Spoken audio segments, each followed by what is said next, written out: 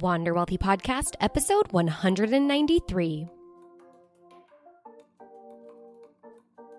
Well, hey there, friends. Welcome back to another episode of the Wander Wealthy Podcast. If you are brand new here, my name is Tess Wicks. I am the host of this show, founder of Wander Wealthy, and business coach for all of you money coaches out there in the world. And that means, yes, even if you're just starting to think about becoming a money coach, you are in just the right place, and I am here for you. This week, we have such an exciting episode. I am so eager to be diving into the topic about money mindset and ultimately how to incorporate it into your money coaching offering. And I am particularly excited to be talking about this because I know that not every single money coach really touches on money mindset, and they may in some way, shape, or form a little bit here and there, just like I did when I really started my coaching business. You know, I would have my clients set their goals, figure out their values, understand their spending priorities, but there's also some layers that you can dig in a little bit deeper, especially if you want to be a more effective coach and really understand why or why not your clients are or are not doing something, even though, you know, on the coaching call, they said, yes, I'm going to do it. And so I hope that this week's episode can share just a couple of ways that you can incorporate money mindset work into your coaching and working with your clients. Maybe you can even practice at the beginning on yourself. And obviously, as coaches, we are our first and best clients, and we should be our first and our best clients. So you can practice it on yourself as well. But knowing I'm going to teach you and show you in this episode 3 really key things that I like to incorporate into my money coaching business. And I'm going to teach you the exercises that you can flat out steal from me and take and apply to your clients if you really think that they're going to help be an effective learning and behavioral change tool. So we're going to get into that. But of course, before we do, I want to share with you who this week's sponsor of the Wander Wealthy Podcast is, and that is my 12-week program for aspiring, new, or frustrated money coaches out there, the Wealthy Coach Blueprint. So we are just less than 3 weeks away from opening the next round of enrollment for the Blueprint. It's going to happen on November 30th, so mark your calendar. But if you get on the wait list by going to wanderwealthy.com/apply, you might actually have a surprise in your inbox before then. So if you want to be the first to know when my calendar opens up so that we can get on the phone and really talk about the blueprint, I can really understand your business or your vision for your business and make sure that it is going to be a good fit for you over the 12-week period. And I'm going to be able to help you get the results you really want. That's going to all take place on that phone call. And my calendar is limited. I can only take in so many Blueprint students in this next round, and therefore I can only have so many calls. And so it is a first come, first serve program, and you're going to want to get in earlier than later and get booked on my calendar so you can have first pick at the times that I provide for you. So head to wanderwealthy.com/apply. This is going to be the most exciting round yet. I cannot wait to be supporting so many money coaches in building their booked out coaching businesses. As I'm recording this, we're in the time of the blueprint where the current money coaches going through it are starting to build their programs and launch them. And it is such an exciting time. So many of these coaches are being validated by the clients that are signing up to get on discovery calls with them in droves, and the clients who are becoming clients and saying yes and being willing to pay for their program. And not only that, but pay in full. And what's even more exciting for me, these are the results that I work tooth and nail to get for my money coaching clients. These are the results I want for you as well. And what makes me feel amazing is that almost half of the money coaches currently in this round have now entirely paid for the cost of the program through making money from their coaching business. And now they're just all in profit area. And it's so great to see them feel validated and confident and finally running this business that they've been thinking about for years. And just from making this investment, from taking this leap of faith, they've been able to do more in the last, it hasn't even been the full 12 weeks yet. So in the last 8 weeks, than they probably have been able to do in the last 8 months, or obviously longer than that. So if you want to learn more about the blueprint and jump on the waitlist, head to wanderwealthy.com/apply. If you have questions for me, or you just want to introduce yourself and get excited about being on the waitlist, then reach out to me on Instagram. I am at Tess_Wicks. That's TESS_WICKS. And I cannot wait to speak with you. All right, let's go into this week's episode. So last week, we talked about why less is more in your coaching business. And when I work with my clients who are going through the blueprint and we're putting together their life-changing coaching programs for their clients, many of them come to this realization that the process that they're creating around or through or in their program, the process they're putting in place for their clients ends up feeling really easy or really simple. And this usually activates a couple common thought gremlins because they're like, well, it's easy. I did it. It feels easy. And now I put it on paper and it seems easy. And so the first thought gremlin is, how could anyone actually pay for this? It's so simple, isn't it? Right? And so they're thinking that their clients are going to see their process and see their program and go, well, that's so simple. Why wouldn't I just do that myself? The other thought gremlin that comes up is that maybe the client will go through the process and then after the fact, they'll realize how simple it is to do this money stuff, to take care of their finances, to get their spending in gear, to pay off their debt, that then they'll have regrets about investing and maybe feel like, oh, I just got ripped off, right? So these are common and they always relate to the price of the program, especially before my clients, especially before the money coach, sells the program. They naturally are going to think no one's going to pay for this, right? You have to believe it before you see it. And then once you see that validation of the client saying, yep, I want to pay in full for this, then you go, oh, okay, people do want to pay for this. But it usually takes, obviously, delivering your program to really see the validation of people not only coming to you and saying that your program was so well worth it, thank you, but usually and more often, you'll have clients coming to you and raving about you, thanking you, wanting to continue to work with you and pay you more to keep working with you, and maybe even verbally telling you, hey, thank you so much. I feel like I got a deal. I got so much out of the program. I can see how much money I've saved or I've paid off or I've invested. I can see my future finally, and I can see how this is going to pay off. And I feel like I could have paid double, triple, quadruple what you charged me. So that's something to keep in mind. But what I need to make sure you know here, right? Especially if you haven't sold your program yet, if you haven't gone through the full delivery and had those rave reviews for clients, is that you just cannot jump to conclusions. And don't ever forget that you cannot take your experience and your expertise for granted, because we often do.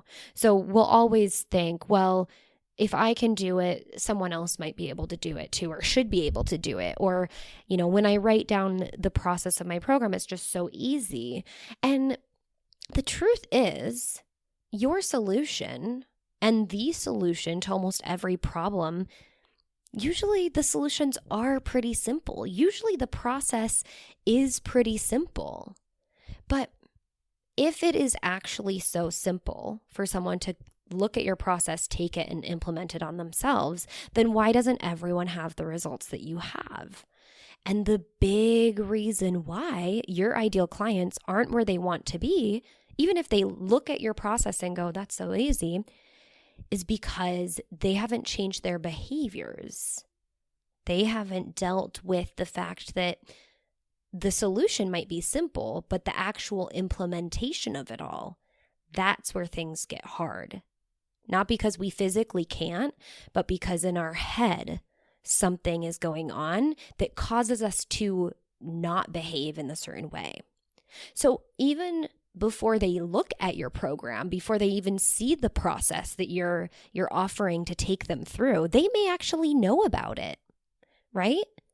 A lot of people don't, because they are inundated with free information online and they have far too many options. And even the simple fact of making an investment to work with you might be enough of what they need in order to get everything streamlined and put into place and held accountable to stick to it. But even if they know this process, most likely they're not implementing it because they haven't changed their behaviors. Or they try and they can't stick to it, right? They try to implement, they can't stick to it because it requires a behavior change, which is really, really hard for them to stick to. So they change their behavior once, but then it's so easy to go back to the status quo and fall back into old habits, right? Old habits die hard. That's what they say. And this is all a result of our money mindset.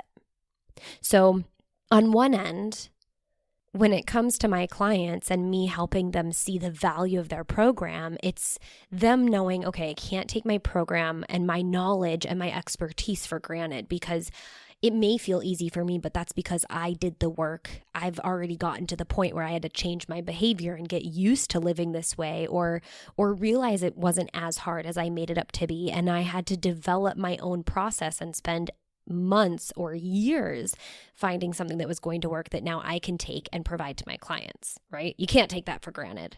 That's a lot of mental and probably your own research and probably even some of your own cold hard cash and also time investment on your end to come up with this. But then when you think, oh, but the process at the end of the day, it seems so simple, right? Last week we talked about why that's a good thing, because they need to be able to implement it.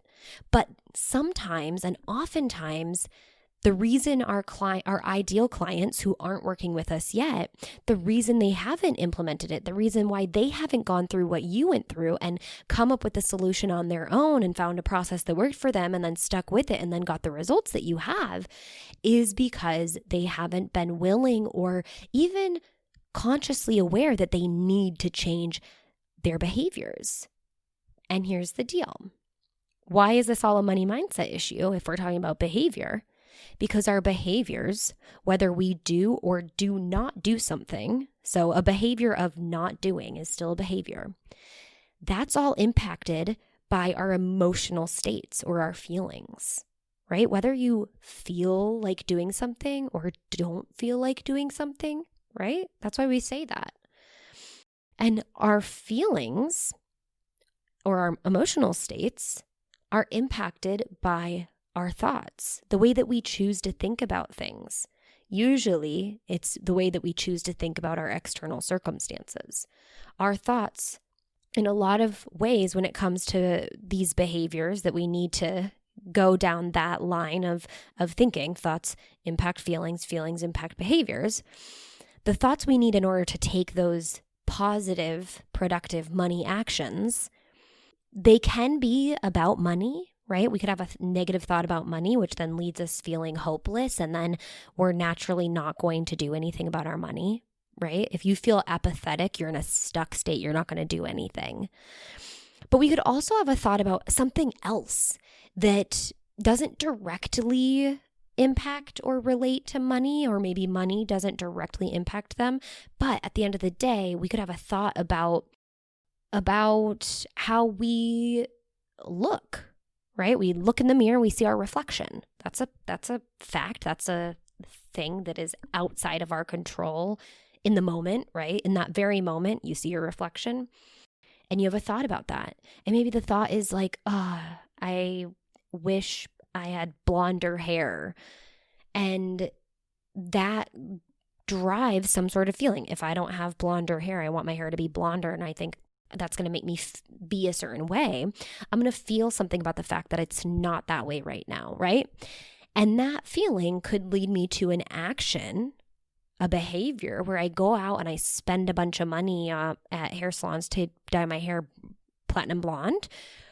Or maybe it's an inaction And it could be not taking action on something that I really should do that could completely change things. And that might be spending money or not spending money, or not doing something that could help my finances. But you can see how this starts and how this evolves. Okay, so when we boil money mindset down, I've talked about this before in the Money Mindset series. If you want to listen to that, I recorded it almost a year ago, but it's the 12 Days of Money Mindset. Such a good series. It starts at episode 137. But the definition that I used in that series for money mindset is that money mindset is your unique and individual set of core beliefs about money and how money works in your world. Okay, and so a lot of our thoughts when it comes to getting our finances in order and the behaviors we need to take to get them in order, they can boil down to the way that we uniquely think about and believe about money and our current financial situation. You could also say that your money mindset is impacted by thoughts about other things as well.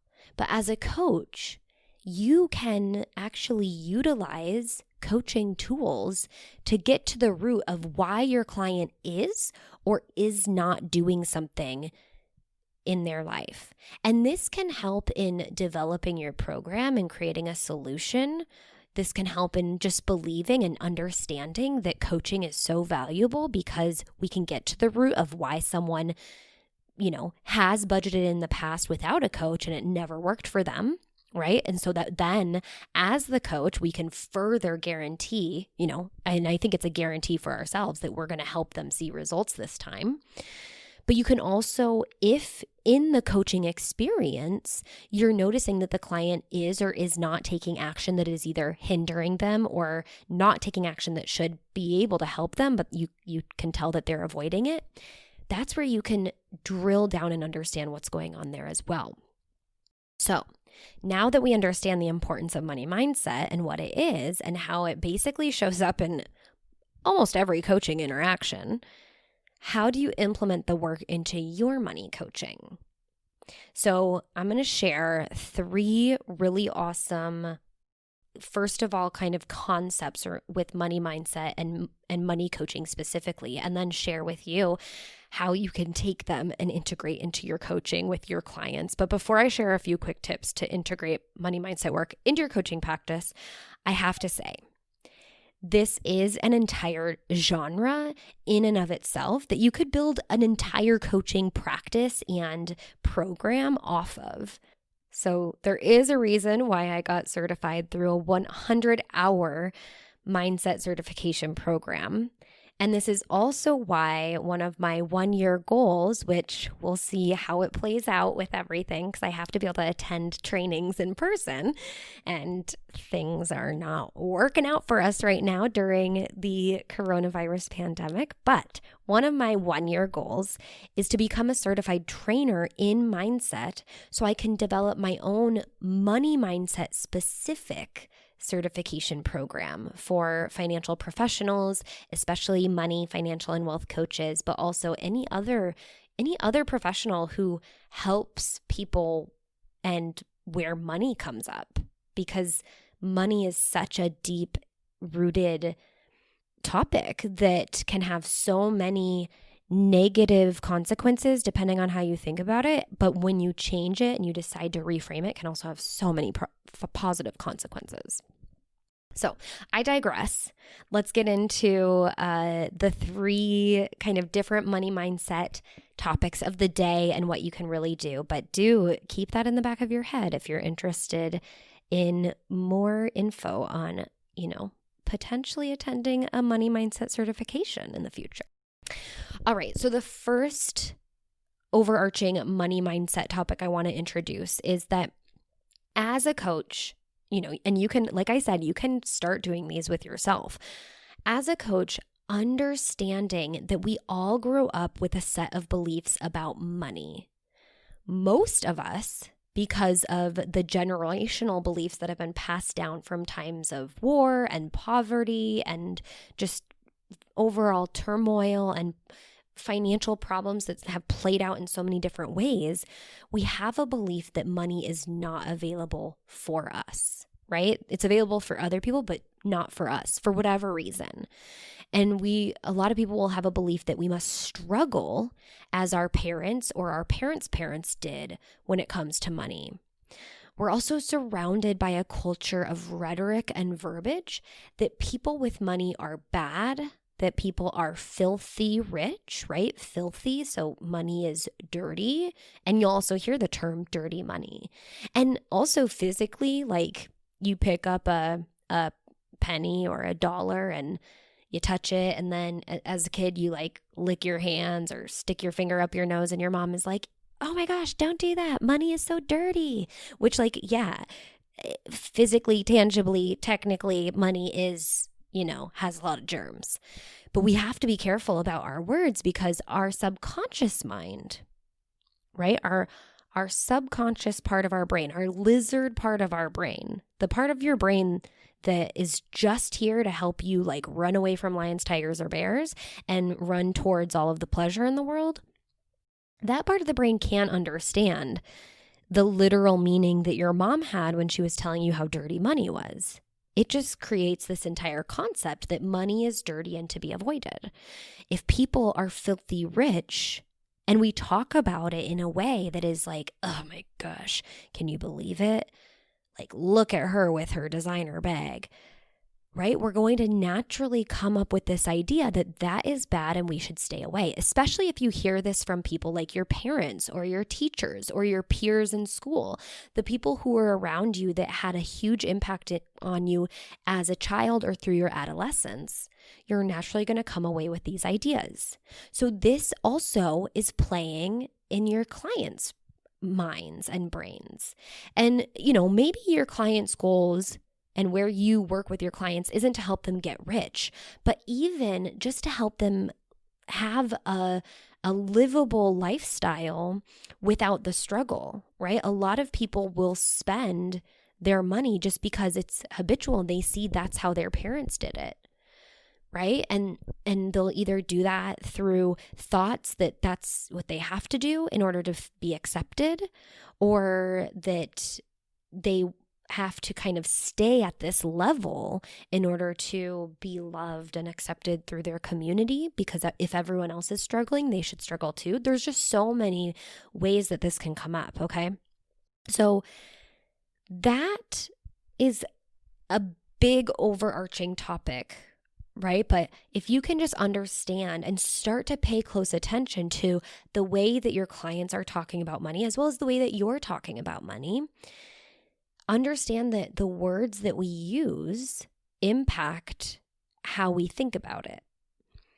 And so even if you get a client in like a negative thought loop talking to themselves negatively, like I just can never do blah, blah, blah, blah, blah, you want to break them. You want to create this hypnotic trance interrupt to help them jolt themselves out of it.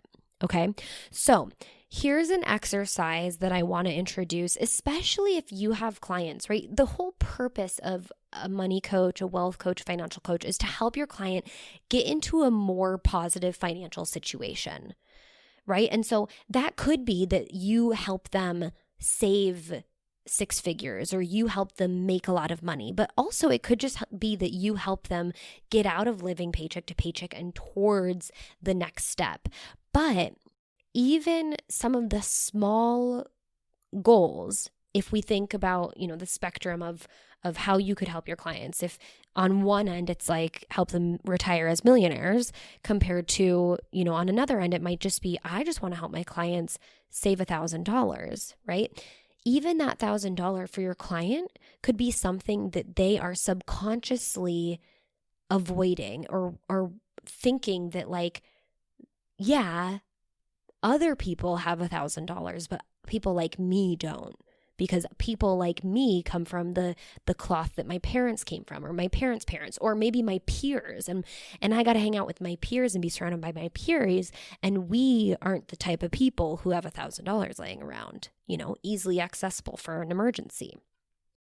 And so there's a lot of this language that plays a role, either passed down through generations or passed around our peer circles or passed around through the media that we tune into, and that almost like, not to sound crazy, but almost hypnotizes us into believing the literal thing that money is dirty. So a way to break this is, especially to help your client understand that their aspiration to have a livable lifestyle, to be able to have more than enough, is not a bad thing, because that's what we've been programmed to think. I want you to help your client break this hypnotic trance that's happening in their subconscious by having them jot down, journal out 5 reasons why they should have more than enough, why they should have an abundance of money. 5 reasons. What would they be able to do with it? Who would they be able to help? How would their life change? How could they change other people's lives by having more money circulating through them? And this is a way to tap straight into getting personal with all the good that they could do and working to change and shift that narrative that money is bad, that money is evil, that money is dirty, that money is filthy, that we should run far away from money. Okay? The second thing, just to note here, because a lot of people have this running in their head, and some people will verbalize this, but a lot of people, it'll just be a subconscious script that if I, become wealthy, or if I get more money, and if I end up saving money and having money, it'll make me a bad person. Because again, we see that narrative all around us. What you need to remind your clients, and what I can remind you, is that money is just an amplifier. It will amplify who you already are. It's one of those tools. It's like a megaphone, right? The bigger you can create your megaphone, the bigger you can amplify out your message. That doesn't mean that your message changes when you get a bigger megaphone. It just means your megaphone is bigger, right?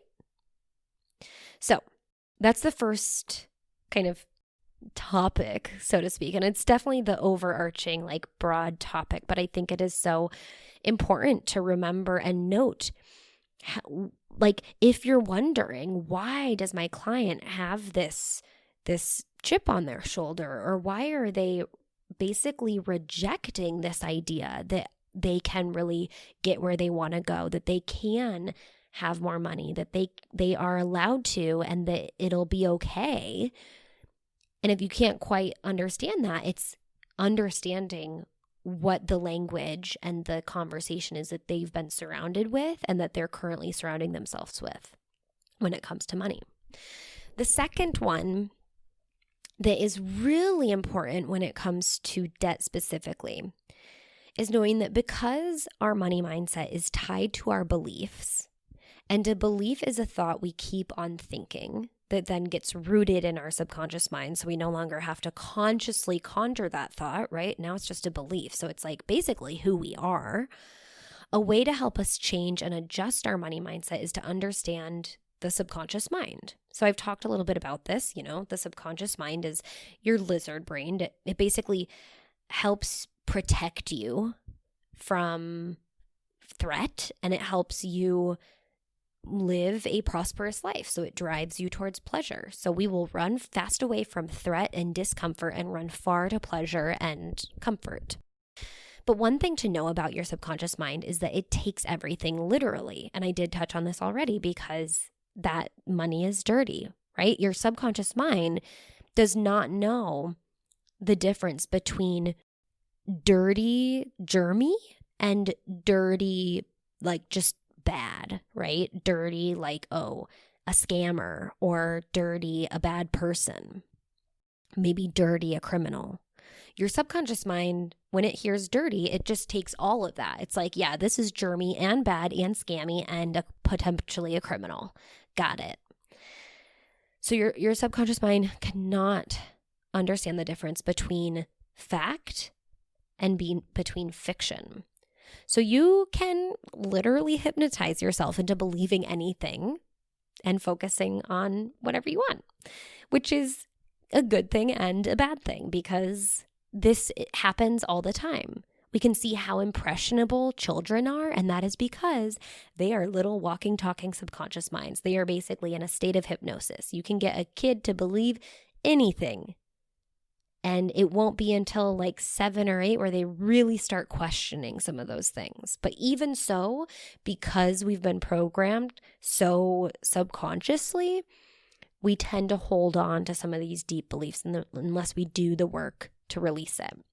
So one big problem in the money world is when we have clients that work with us who are completely fixated on their debt. And the reason is because, again, remember, the subconscious mind gets fixated on something literally, okay? So keep that in mind. Because, of course, we want to help our clients get out of debt. But the more that we talk about debt, the more debt becomes their world, right? And they probably already talk about it a lot. And so even when they say, I want to be debt free, or I just want to pay off all my debt, their subconscious mind, what it hears is debt, debt, debt, just on repeat. The other really unique thing about your subconscious mind is it is a great finder. If you task it to go out and look for something, it will go out and find it. And the way that you can do this is through repetition. Repetition and really intense situations, but usually repetition. So an example that I've shared before is whenever you are starting to think about maybe buying a new car, and you think about it enough times that then all of a sudden you see that car everywhere. That is your subconscious mind going to work. It's the reason why you're probably online, and all of a sudden when you choose and you decide, you know what, I want to be a money coach. I'm going to start posting online on Instagram about money coaching and helping people with their money. I haven't seen anyone do this. I can't even believe no one has created a money coaching business before. And then all of a sudden you realize how many money coaches there are out in the world. And then you're like, well, what's the point? There's so many of us here. It's so saturated. But you got to remember, before you looked for it, before you knew about it, you thought you were the only one with that idea. And that is your subconscious mind, because you start thinking about it, you start really becoming fixated on it, and then all of a sudden the world delivers to you, aka you just open up your awareness to money coaches now because you've started thinking about it. So similarly, that happens when we continue to talk about debt and use debt in the language of our clients, and our clients get really fixated on debt and on their debt, right? And, we don't want to avoid the debt. We definitely want to deal with the debt. And I'm sorry I'm saying debt so much, but we need to understand how to help your client fixate on something beyond the debt that is telling their subconscious mind and having them decide, what do they want? And how can we repeat that instead of focusing on what they don't want? Because what they don't want is the debt, right? And it's hard to figure out a way to change some of the language. Like, what do you want? I want to be debt free, but that still has debt in it, right? What do you want? I want to be able to pay off all my debt, but that still has the word debt in it. So we have to get beyond that, okay? So when you help your clients, especially when it comes to goal setting, and, this is probably something you're already doing with your clients. So this is a good way to just even further tack on some money mindset work, right? This is where we get a little bit deeper into the subconscious and understanding how our words impact our behaviors. So when you help your clients write their goals, and maybe even, if you do go as far as money affirmations, keep a focus on what they are writing down and make sure that it's not getting fixated on what they don't want, and instead you're helping them write what they do want. And similarly, a lot of people will write down, if it's an affirmation or if it's a goal, they'll write I don't want to care what people think of me. But subconsciously, your brain doesn't really process those negatives on a subconscious level. Consciously, of course, what I don't want, I don't want to care what people think of me. You know what that you want because consciously you can think about the inverse of that. But subconsciously, you're just hearing, I care what people think of me. I want to care what people think of me.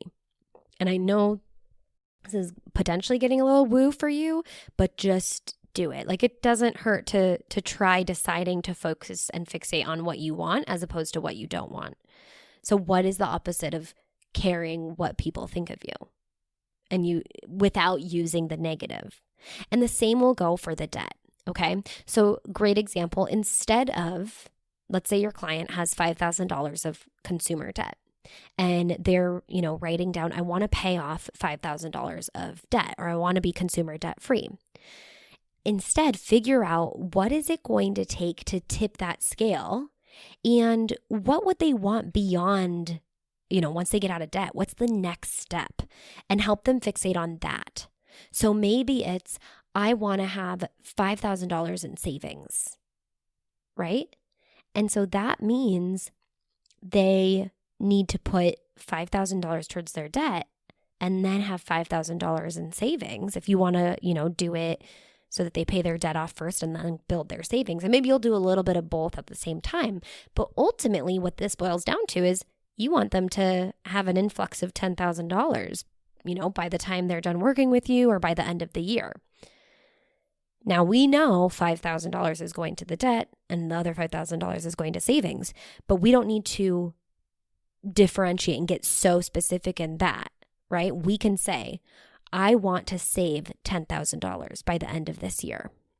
Put the date on it too. Your subconscious mind does love specifics, but not if you're going to talk about what you don't want, right? So we don't want to say, I want to pay off $5,000 of debt and save $5,000. Instead, we're just going to say, I want to save $10,000, because saving, in my opinion, and I think you'll agree if you're a money coach, but paying off $5,000 of debt is a form of savings, right? It's a negative that you have to work your way out of. So $10,000 surplus, or you could even, $10,000 bonus if you want to go the manifestation route, but really focus on what they want. What's that end goal there?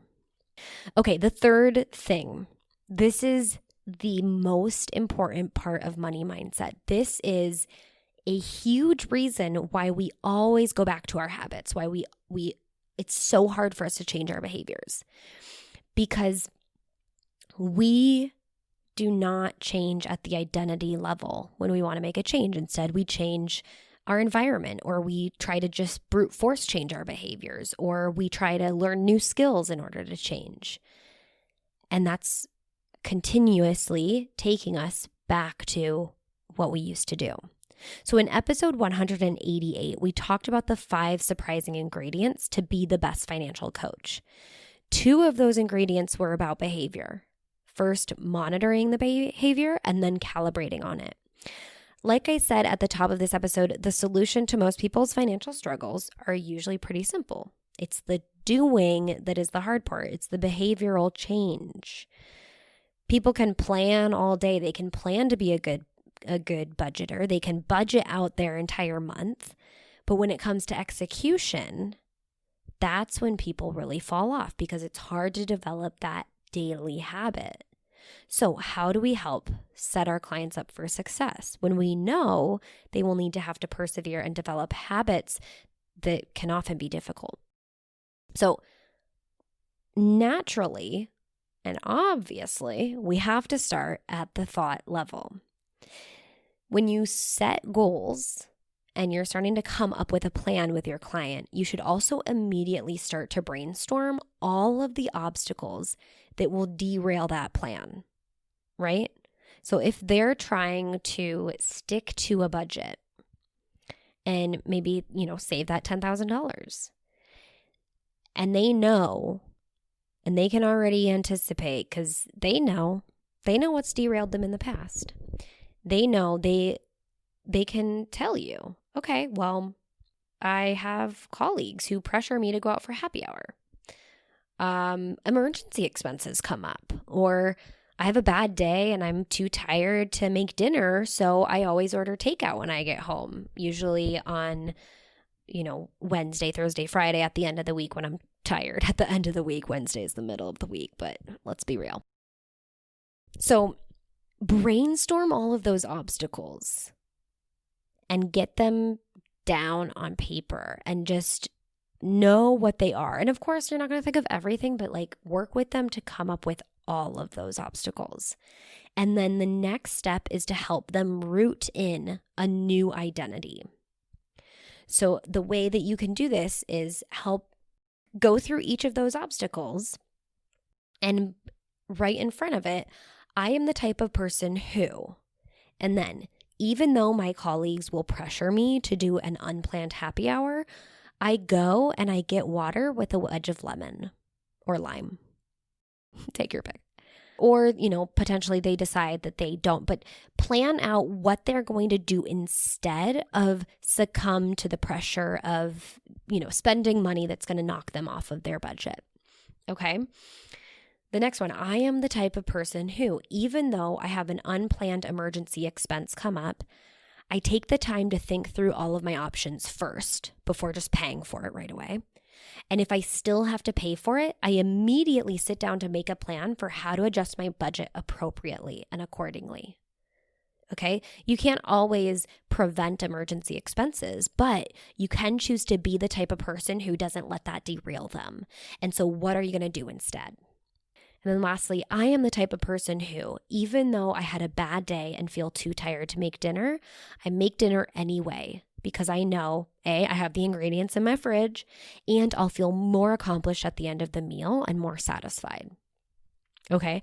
And so these are the identity shifting exercises that you can do with your clients to help them root in the new identity. Who are they? What is the type of person? Who is the type of person? And what do they do when, all those obstacles come up, when they get tired, when they feel defeated, when they're just bored, when they're missing out? Who is the new person? Who is the new identity? And then you can have them read those identity cards to themselves, write that down and read that to themselves to remind them, who are they? And the craziest thing about this is that you really know that from a change perspective, if we need to change who we are, right? If you need to change how you do things, you have to decide to change who you are. You have to let go of an old identity that would easily just open up Uber Eats and order takeout. Robert Dilts created the logical levels of change. He's a neuro-linguistic programming goddess. And he teaches us how important changing at the identity level is. If you can shift your identity, all the other areas of your life will change naturally because you change on the belief level.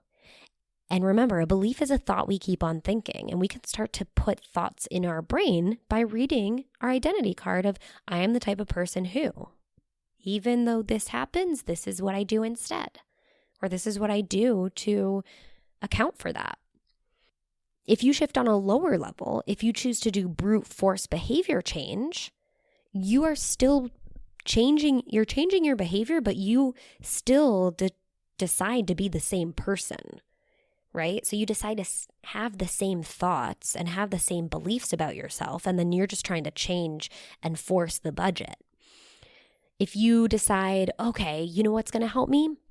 What's going to help me is moving out of the city, because then I won't be tempted to do the happy hour, and then I won't be tempted to do the takeout for lunch because I'll, have a bigger kitchen and then I'll be able to make my food. How many of us have changed our environment and not changed our behavior? It happens all too often. Sometimes I think your environment can impact you because your environment can also change your identity.